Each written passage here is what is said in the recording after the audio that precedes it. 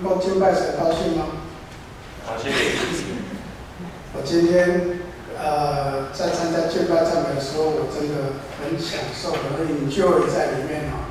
我们在澳洲布里斯本台湾基督长老教会，唯一在澳洲讲台语的教会，也有一个很棒的敬拜赞美团。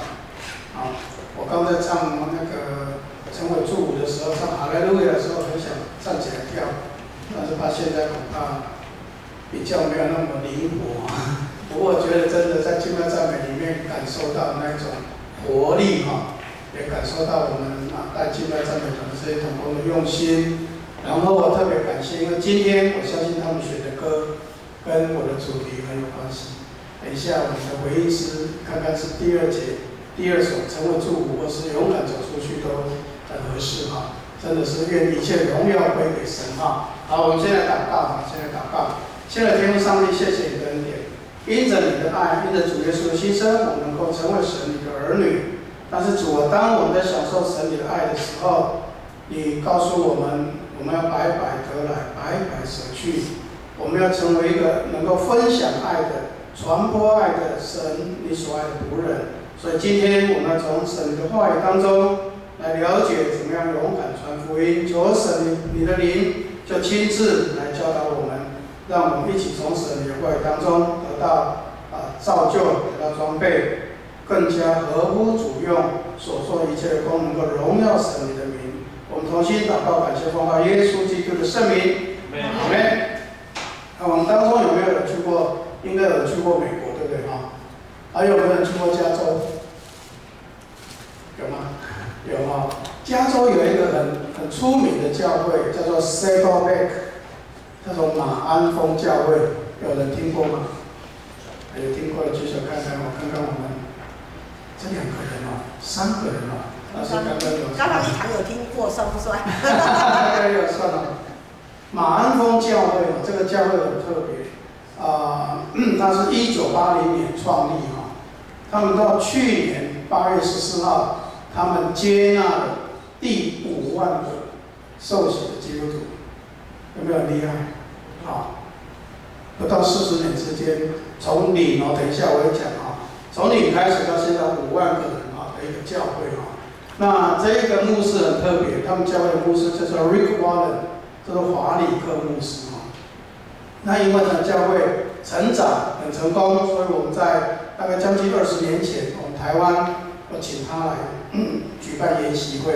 那他一下飞机，然后坐上那个接待的车子的时候呢，我们有一个接待人员就开始跟他 complain 跟他埋怨说我们台湾人很麻烦台湾很辛苦，很难传福音你看看我们台湾10个人当中，大概有9个半是还没有信耶稣的他就跟他请教说瓦里克牧师，你有什么妙方可以帮我们这个忙？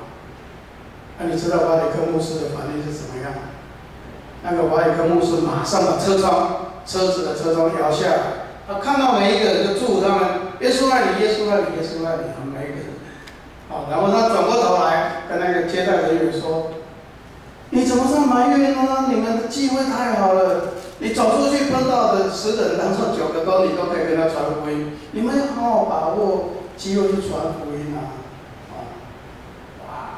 我看到这样的一个报道的时候，我的内心真的很感动为什么他的教会会蒙福你如果去读他的传记，你会知道他的教会在加州是设立在2个很大的教会，一个叫做水晶教会很出名的，那另外一个我忘记了这2个大教会当中，他从零开始，他从神学毕业。他说：“我立志要去那里传福音。”2个大教会夹在当中，你想容易吗？很多人都跟他泼冷水说：“你不要去那里了，你要去找另外的地方还是怎么找这样一个那么困难的地方？”他说：“没有，我就是要在那里传福音。”结果他真的成功了到现今去年为止，单单是受洗的第5万个做礼拜的不算了所以我在想，他为什么会成功？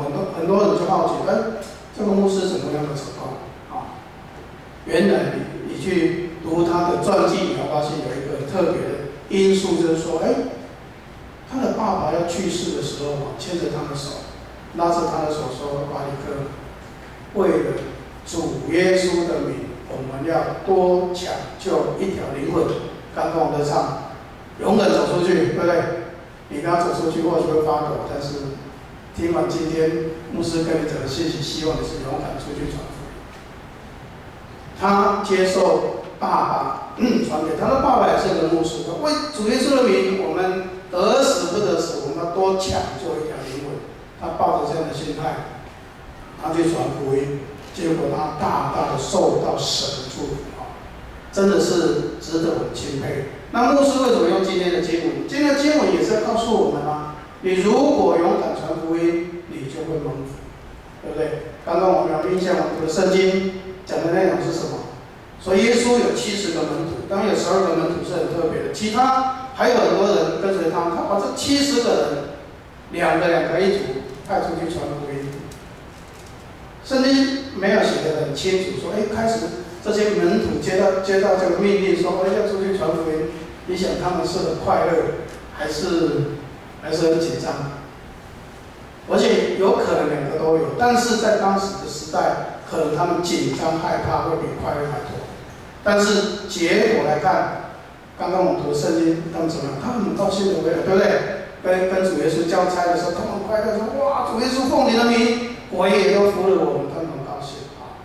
所以呢，今天这一节经文主要的目的，其实在告诉我们说，我们要好好去怎么样，在这个时代好好传福音。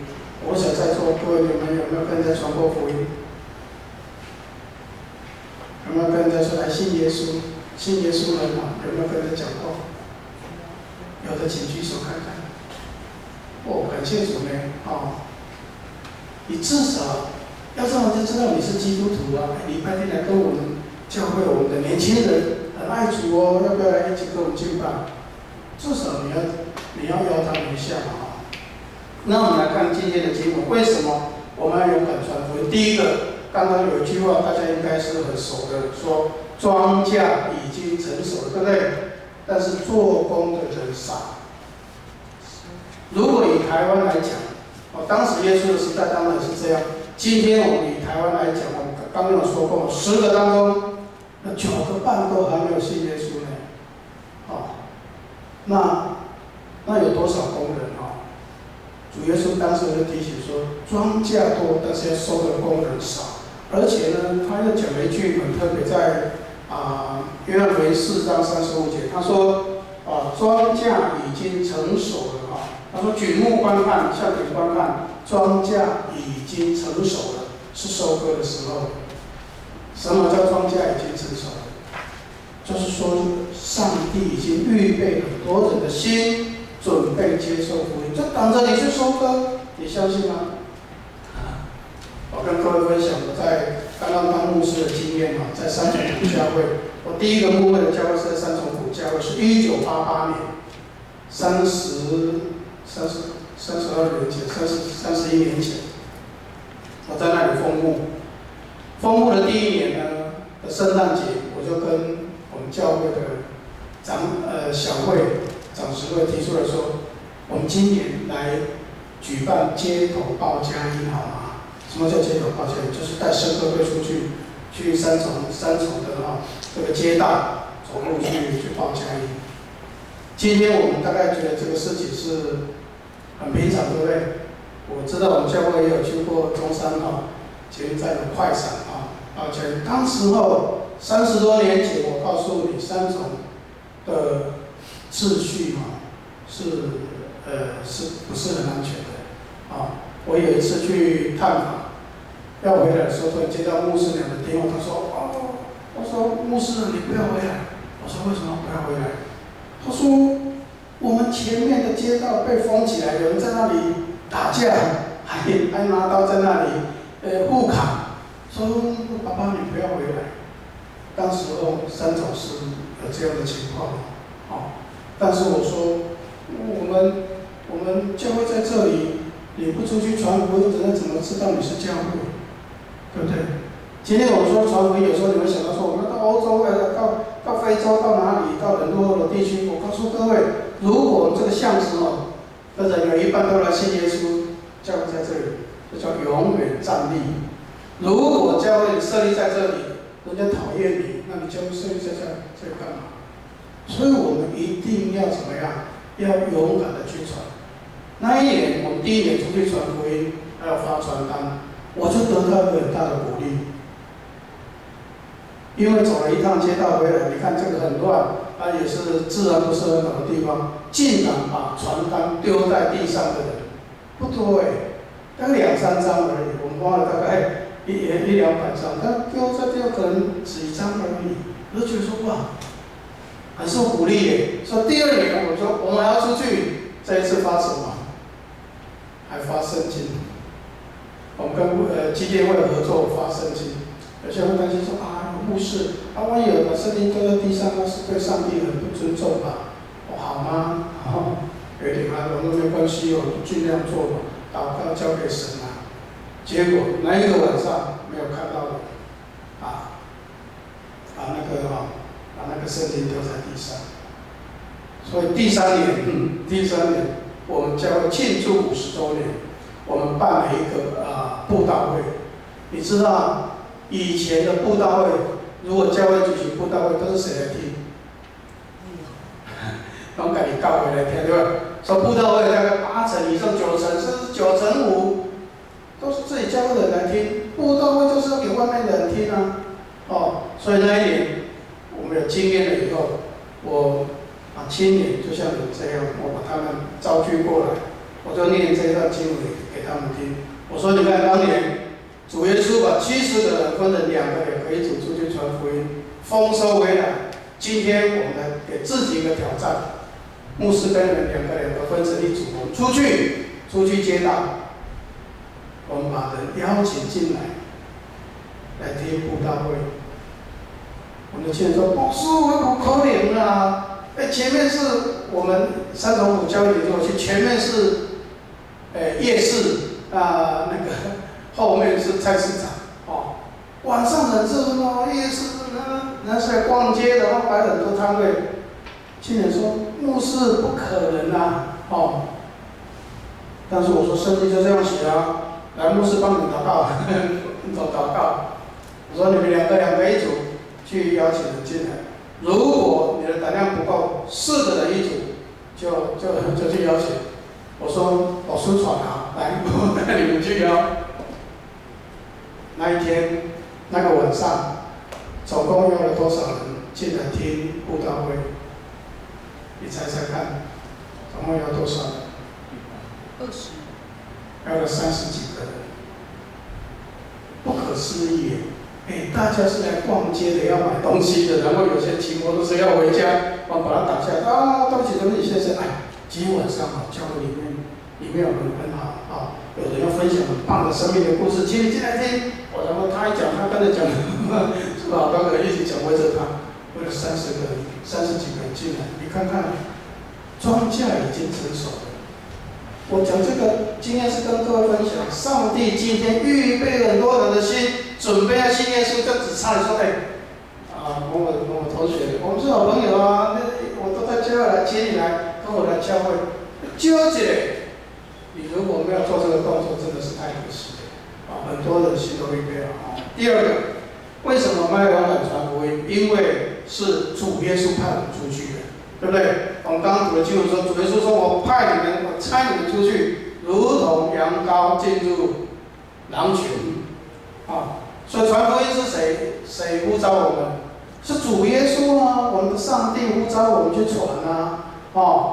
但是从刚刚那句话说，好像羊羔入狼群，这表示什么？传福音有时候也会遇到挑战，对不对？传福音不是说你找人大家都马上来信。那传福音太简单了你看耶稣的时代要传福音，他们遇到什么困难？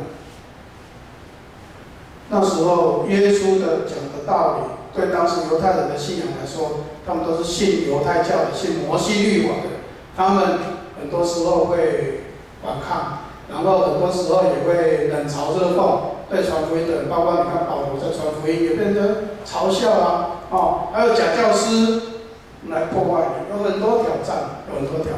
但是既然是主耶稣派我出去，我告诉你们3个很重要的因素，你要记起来。既然主耶稣派我出去，主耶稣就会给你能力，你相信吗？主耶稣绝对不会白白的派你去牺牲。这个是圣经告诉我们的。你看到70个人回来，他们要出去，心情是怎么样，我不知道。但是他们回来的时候，是大家很高兴的。哇，主啊，先生啊，老师啊，奉你的名，连鬼怎么样都听从我们。然后你看看耶稣怎么回答？他说：“耶稣说，对啊，我曾经看见撒旦从天上坠落，好像闪电一样。我已经给你们权柄，可以践踏蛇和蝎子，又胜过仇敌一切的能力，断没有什么能够害你们。”这里面有2个字很要紧，一个是权柄，一个是能力。你如果勇敢去传福音，神给你权柄，神给你能力，你相信吗？旧约里面，你可以想到哪一个人？上帝给他在要做神的仆人的时候，给他很大的权柄跟能力。谁？以前。摩西。你说的和谁？摩西啊！拍拍手来，给奖品。摩西嘛，对不对？你看啊，摩西神要给他大的使命的时候，他充满害怕。哎呦，我是谁？我不行啊！你怎么说我都不行。上帝说：“我必与你同在。”各位年轻人啊，上帝与我们同在是最大的保证，你知道吗？罗马书8章31节，不晓得你有没有读过？说神若帮助我们，接下去有人读过这句吗？神若帮助我们，谁能抵挡我们呢？你看看摩西是不是这样？上帝给他权柄，给他 power， 上帝交代好一切任务以后说：“你拿着手里的杖，在那个出埃及记第4章17节，他说：“你手里要拿着这杖，好行神迹。”原来那个拐杖只是在赶那个狼的，对不对？保护羊群。但是当他接受神的呼召的时候，神给他这个拐杖变成能够分开什么？红海的一个杖啊！有没有很感动？你去服侍，你愿意接受神的呼召去传福音，神自己就给你足够的能力。我也深深体会过这样的一个经验啊！我刚刚跟各位报告说，我1988年当牧师，当公牧，就像我们现在林立杰牧师一样，他还好有黄志美牧师跟他一起同工。我刚当牧师的时候，我很害怕遇到一件事情。当牧师，我不晓得，我自己很怕遇到什么样的信徒，你知道吗？被鬼附的。我们当中大概很少经历被鬼附，不是说你经历了，就是说你看过。在乡下很多。那因为我有参加过灵恩特会有参加过，也看过被鬼附的经历，所以我就说如果要处理这样的事情是很累的，也有时候当牧师你也会害怕那有一次我在祷告会的时候，有一个姐妹真的，她的身上就彰显出来。我们在祷告会的时候，就像我们现在在聚会，她突然坐不住了，她开始说，好像说的很小的样子，然后就溜到地上，就爬出去，哇，好像变成婴儿。我出去我就惨了，我说惨了，我越怕怎么说，就第一年就遇到了，要怎么办？我就快点请牧师俩跟一个女长老把她带到隔壁的房间，我说等一下我来帮她祷告。但是当你聚会帮她祷告的时候，不好啊！你跟他说什么，他就说哇！你跟他问什么话，他说哇！说他才起来了，我要来学婴儿的话。后来我突然想到了，说奉主耶稣的名叫你安静，也不用跟他吵，你就轻轻讲，奉主耶稣的名叫你安静。他真的就安静了。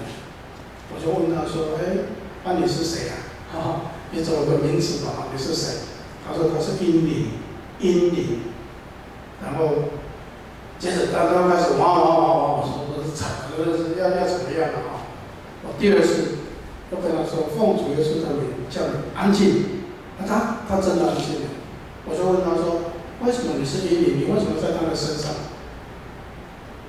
问了以后才知道说：“哦，原来这一个姐妹，她的妈妈是在三重是开茶室的，是一个脑包，曾经堕胎很多次，所以她说我要让这个女生死掉，有没有可怕？”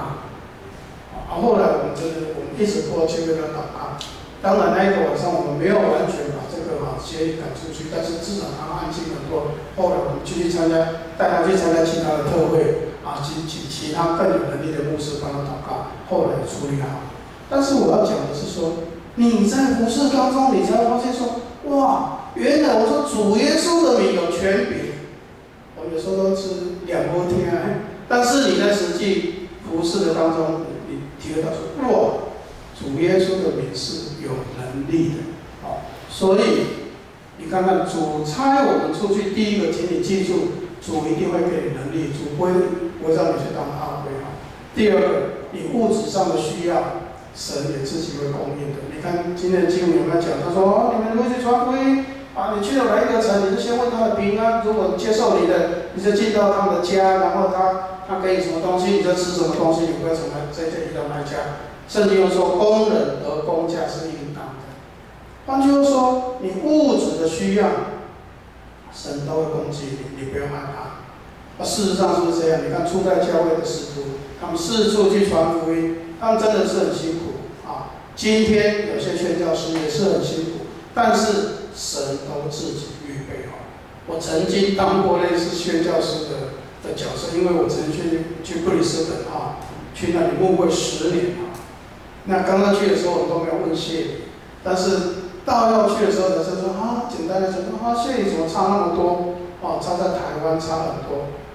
那我师母跟我说：“爸爸，我们走不出去，我们还有女儿在台湾读书还要用很多钱。那我们怎么能够去那里牧会？牧到我们自己都没办法。”但是我跟他讲一句话，说以前我们当牧师都在教会友说要有信心要有信心我说这一次上帝自己要我们来体验说什么叫做信心，就是你觉得不可能的你要不要去接受？我要跟牧师长说，如果我们说吧，我们既然答应了，这样就走。如果去1年撑不下去，我1年就回来了；2年撑不下去，我就2年回来。结果我们一做多久？做10年。很多时候你真的想不到，上帝派很多天使，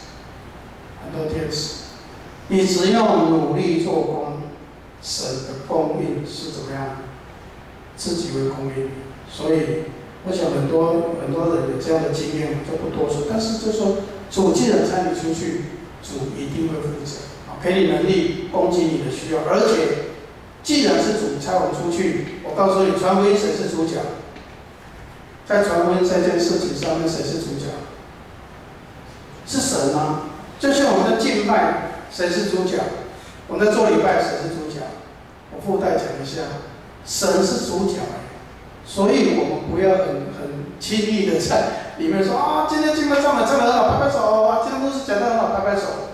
我告诉你，谁最有资格拍手？这一个能够有资格拍手，那就是神，对不对？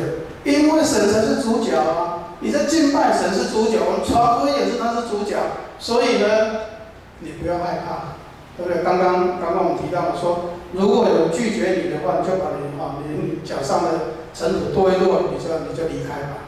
意思是说，人拒绝，当你传福音被拒绝，人是在拒绝谁？人是在拒绝神，不是在拒绝你。所以你不要觉得不好意思我有传福音，欢迎来搞他如果拒绝我都没面子我被拒绝，我告诉你是配角。传福音，你是在传上帝所以反过来说，一个人伤害教会，他等于在伤害谁？上帝上帝是主角。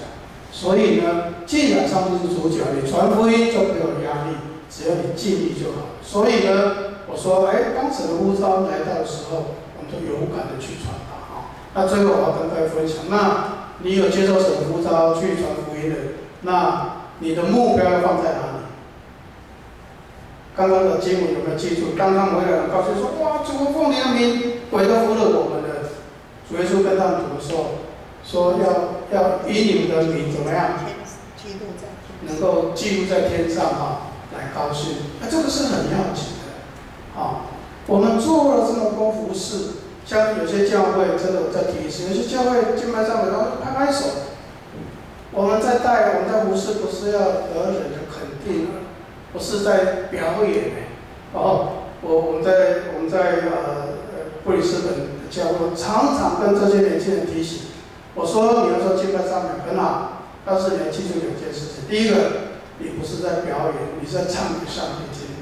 每次唱完，你要跟自己问说：神啊，我今天这样唱，合乎你的心意吗？第二个，你要来参加查经祷告会。因为敬拜赞美是生命的呈现，你为什么很多不一定说你要用很多乐器你才会感动的？我记得我大概1987吧，我去美国参加一个灵恩的受训，第一站去美国的加州，去洛杉矶，我们研习会的第一天，2个人而已，一对夫妇，好像是先生弹吉他，太太带敬拜赞美，2个人唱英文，唱到全部20几个，大家都在哭，有没有觉得很有意思？我要讲是说，那个生命的呈现所以我们在传福音，你最后要去想的就是说，我这样做，神你喜欢吗？我的名有没有记录在天上？这很要紧今天很多时候你在传福音一开始，或许你会害怕。好像我刚刚跟各位分享说，我们要布道会要找人进来听布道会。我们那些青年一开始说，不是，我们不要不敢但是很有趣，那一天我们总共找了几个人进来之后，有一个小女生，后来她读法律系很出色，她是北一女的一个同学我们已经时间要到了，她跟我说：“博士能出来接，我们再出去找因为那天她一个人找了4个人进来，以前她没有那个胆量但是她实际去做了，体验到上帝的能力的同在，体验到上帝的这个权柄的时候，他好高兴。所以我要讲的是说，很多人在传福音、做神的仆人，一开始他可能会害怕，但是有成就以后，他就越来越肯定。甚至有些大布道家，他觉得厉害，你看我一祷告就好了，我一祷告手一挥，大家都倒了。他最后以为自己是谁？以为自己是上帝。所以很小心。我们今天在世上，你所做的有再大的成就，你一定要记住说，一切归荣耀给上帝。我的名有没有被记录在天上？那是最要紧的。牧师多讲一个故事给各位听有一次有一个教皇去世了，然后他的灵魂就往上去神那里然后地下刚好在这个地上世界上他为他办很大的丧礼，然后他是教皇所以他很有自信的到天堂门口，看到彼得说，彼得问他说：“你是谁啊？”他说：“我是某教皇现在你看这个在罗马才在帮我办这个意大利才在帮我办这个最大的丧礼，你怎么不认识我？”彼得说：“我查一下这个生命册，查，没有了，对不起，没有你的名字。”我说：“怎么有可能？”他说：“不然这样好了，你再查一下，我叫某主教我还没有当教皇之前，我的名字是什么主教？”然后自己再查看，查，没有，很抱歉还是没有。他就有点急了，他说：“一直念我是什么红衣主教，一直念到最后说。”那个彼得都说没有，查不到你的名字他最后只好说，那对不起最后其实查看，我刚毕业的时候我叫做陆家神父，我曾经在孤儿院做帮助这些孤儿做一些工作，你帮我查查看。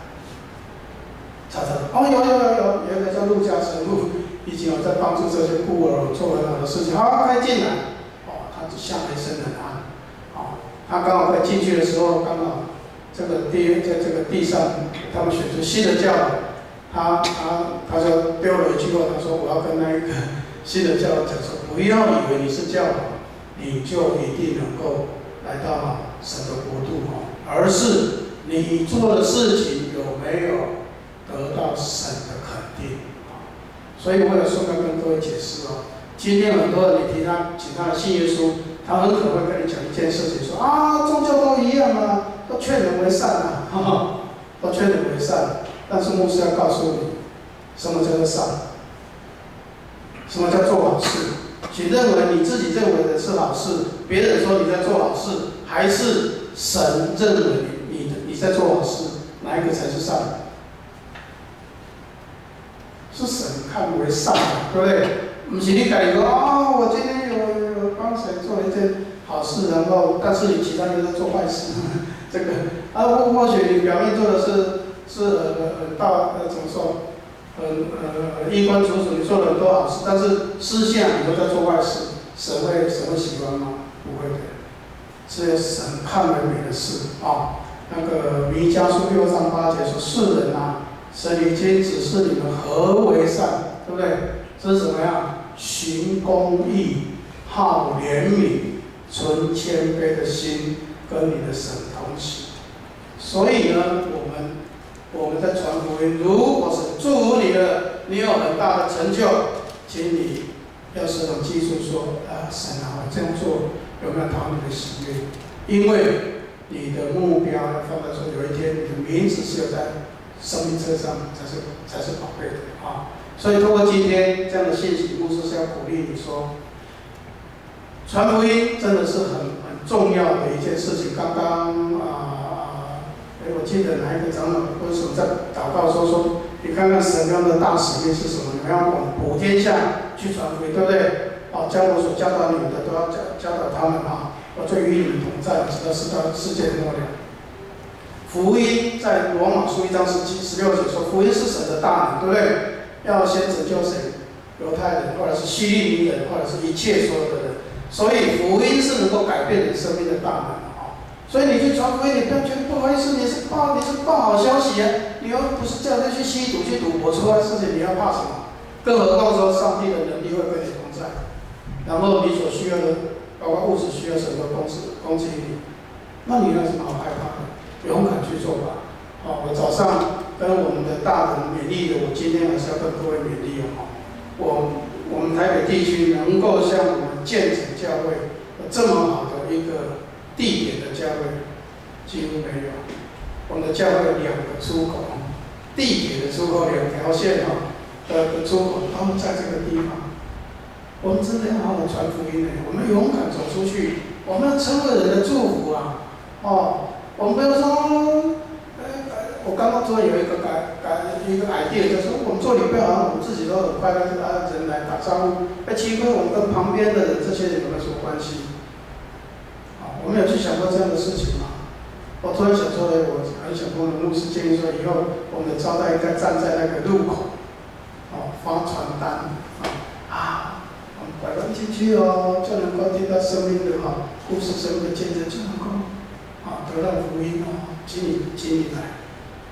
我相信只要我们有做，一定会有成果，神一定会大大祝福我们。所以年轻人，你们是教会的动力你跟自己许一个志愿今年到年底到半年的时间，你至少对一个人传福音说，请你来信耶稣，请你跟我来教会你去看看，你会体验到神怎么跟你同在，你会领受到什么祝福。希望我们勇敢的去做我们来唱回应诗回应诗我们来唱两首都唱了你好好的来看这些歌词我谢谢我的就在这里我们一起起立来唱回应诗。